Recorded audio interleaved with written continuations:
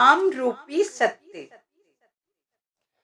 गुरु साहब कहते हैं, जो सच्चा सौदा नाम रूपी धन पल्ले बांध लेता है, वे स्वयं भी भवजल से पार हो जाता है और दूसरों को भी भवजल से उद्धार कराता है।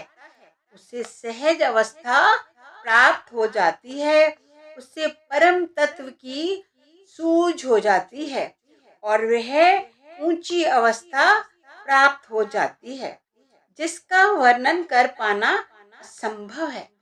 उसे प्रत्येक स्थान पर फिर प्रभु व्याप्त दिखाई देता है। इस प्रकार वे नाम रूपी सत्य के प्रेम द्वारा भवजल से पार हो जाता है। संसार में दो प्रकार के सौदे हैं और दो प्रकार के व्यापारी हैं। एक माया का सौदा है, दूसरा नाम यानी प्रभु की भक्ति का सौदा है। मनमुख माया का सौदा खरीदते हैं, गुरुमुख प्रभु के नाम का धन इकट्ठा करते हैं। गुरु साहिब एक अन्य प्रसंग में समझाते हैं, मेरे प्यारे, माया का झूठा सौदा छोड़कर प्रभु के नाम का सच्चा सौदा खरीदो। यदि ये सौदा गांठ बांध लोगे तो मनोवांछित फल की प्राप्ति हो जाएगी और प्रभु के महल में निवास मिल जाएगा। संसारिक लोग माया के पदार्थों के व्यापारी हैं, प्रभु के भक्त प्रभु के नाम का धन इकट्ठा करते हैं। जिसे हीरा मिल जाता है वे कौड़ियों के पीछे नहीं भागता। जिन्हें नाम का अमूल्य और अविनाशी धन मिल जाता है, वे माया में शक्लों या पदार्थों के अधूरे नाशवान धन की ओर ध्यान नहीं देते। पीछे बहुत से प्रसंगों में विचार कर आए हैं कि जो नाम के साथ लिव जोड़कर भव सागर से पार हो जाते हैं, वे अनेक अन्य जीवों के भी उद्धार का साधन बन जाते हैं। गुरु साहिब ने जपजी में अपनी विचारधारा का समापन इस प्रकार किया है।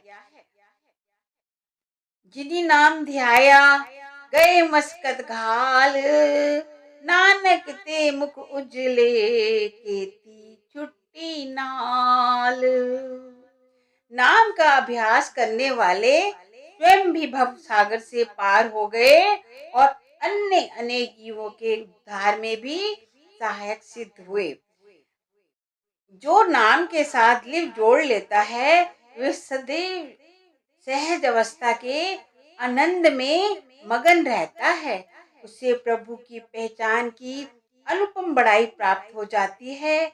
ऐसे भाग्यशाली जीव धन्य हैं, उनकी महिमा अपरंपार है। जो साधक ध्यान को अंतर्मुख करके प्रभु के सहज घर में निवास कर लेता है, उसे प्रभु के साथ मिलाप का परम पद प्राप्त हो जाता है। वर्तमान अवस्था में प्रभु का सर्वव्यापक होना कल्पना मात्र है, लेकिन जब सुरत नाम में लीन हो जाती है, तब प्रभु का सर्वव्यापक होना साक्षात अनुभव बन जाता है।